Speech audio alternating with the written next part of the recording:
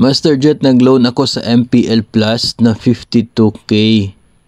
Sa 52K na binayaran ko, 8,900 plus lang ang nakuha ko.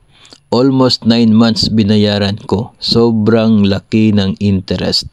Sabi nila diminishing, pero ang membro unti luging-lugi. Ano ba talaga ang gusto nila? Tumulong sa member o malugmok sa utang? Actually, no, yung dito talaga sa last part, no, depende po yun sa magiging purpose ni borrower.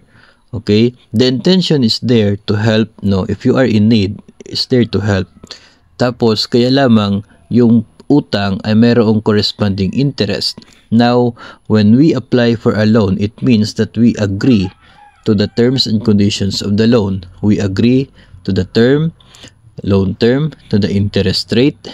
Ngayon, depende na po yun kung paano natin gagamitin yung utang na yun. No, that could be to help us or to drown us, no, doon po sa utang.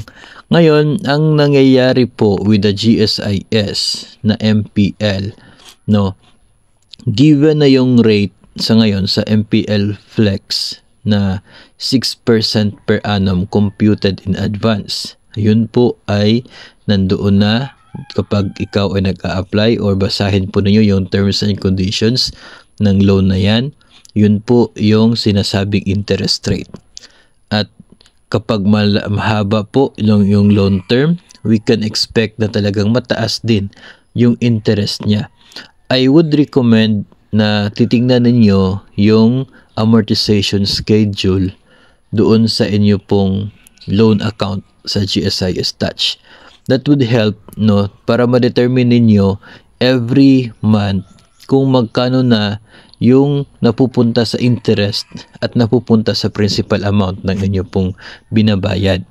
Doon po din nyo maintindihan na talaga naman po na diminishing balance, based on diminishing balance, yung interest na charge ng MPL. Makikita po ninyo dyan na every month habang lumiliit yung principal amount ay lumiliit din yung interest habang tumataas yung payment for the principal amount. Kaya lamang talaga pong sa first half ng inyo pong utang ng loan term, sa first half, that's normal na talagang mataas yung napupunta sa interest compared sa principal. No, sapagkat napakalaki din naman ng loan amount at haba ng loan term. That's normal.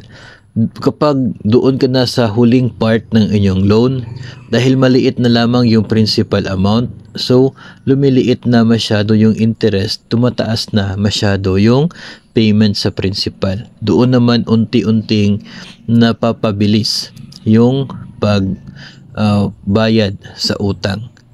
Tamang-tama rin siya na at the end of the entire loan term, fully paid yung loan mo. So, that's how it works. Maiintindihan mo yun doon sa amortization schedule na makikita po ninyo sa account ninyo sa GSIS Touch.